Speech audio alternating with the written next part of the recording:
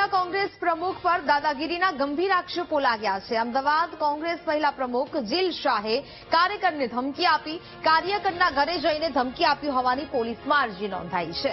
અન્ય કાર્યકરો સાથે ઘરે પહોંચી જીલ શાહે કાર્યકરને ધમકી આપી હતી। ઘટના સંબંધિત ઓડિયો ક્લિપ અને સીસીટીવી ફૂટેજ પણ વાયરલ થયા છે। જીલ શાહ રૂપિયા લેનારને અપશબ્દો કહીને ધમકી આપી રહ્યા છે। સોશિયલ મીડિયામાં સારી કોમેન્ટ ન કરતા ધમકી આપ્યાનો આક્ષેપ થઈ રહ્યો છે। જીલ શાહે કાર્યકરના ઘરે જઈને કાર્યકરની માતા પર હુમલો કર્યાનો દાવો છે।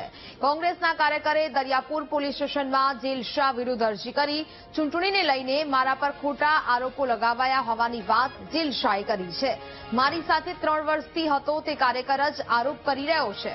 હું વ્યાજના ધંધા સાથે જોડાયેલી નથી તેવી વાત જીલ શાહે કરી છે।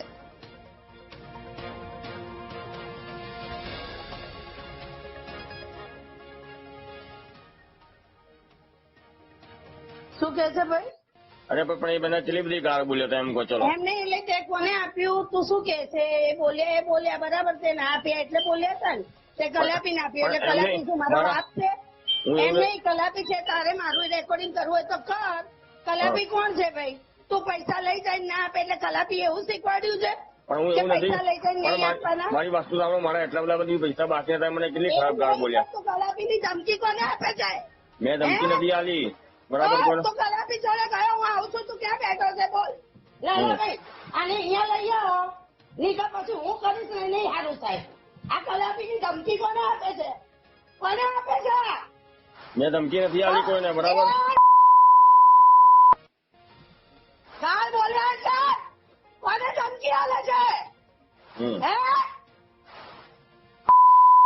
કાદા કોની? તારી માના કલાપી એમ કે છે કે લોકો ચોથી પૈસા લઈ આવો ને આપો નહીં, હે? કોને ધમકી આલે છે તો? કાર્યકરની ચોક્કસ એ કાર્યકર જોડે ઝઘડો થયેલો હતો અને એમાં અંદર સ્થાનિક એટલે કે મારા ત્યાંના લોકલ છોકરાઓ અને એ છોકરાની મગજમારી હતી। એના સમાધાન રૂપે હું ત્યાં ગયેલી અને મને ખબર નથી કે આ રીતે આખું આ બધું ગોઠવણ મુજબનું પ્લાનિંગ મુજબનું આ એક કાવતરું છે કે જે હું આ હોદ્દા ઉપર છું એના માટે મને બદનામ કરવાનું આ કાવતરું છે। બાકી હું એટલી મેચ્યોર છું ભાઈ, અને હું એટલી એ છું કે હું આવું કોઈ કૃત્ય કરી જ ના શકું। કે 3 વર્ષથી એ છોકરો અમારી જોડે એકદમ નવો હતો અને અમારી ટીમ જોડે કાર્યરત હતો, એટલે એકદમથી એને આ બધું બંધ કરેલું। એટલે આપણે એને પૂછ્યું કે ભાઈ તને, એટલે મેસેજ થ્રુ જ અમે પહેલા તો એની જોડે વાત કરી હતી કે ભાઈ તને તકલીફ શું છે, તું અમને જે હોય તું કેમ આ કરી રહ્યો છે આ વસ્તુ, એનો અમને જવાબ આલે। એમાં કોઈ ધાક ધમકી, તમે મેસેજ જોયા હશે કે કોઈ મારી વાણી વિલાસ કે એવું કંઈ છે જ નહીં કે જે મેં એને ધાક ધમકી સ્વરૂપે આપ્યું હોય। પણ આખી હવે તમે સમજી શકો છો કે આગળ કોર્પોરેશનના ઇલેક્શનો આવી રહ્યા છે અને ગઈ વર્ષે પણ અમુક મુદ્દાઓને લઈ અને આ જ દરિયાપુર વોર્ડમાંથી મારી ટિકિટ કાપવામાં આવેલી અને અત્યારે પણ આ બધી હવે ઇલેક્શન નજીક આવી રહ્યું છે ભવિષ્યના દિવસોમાં, તમને ખબર હશે।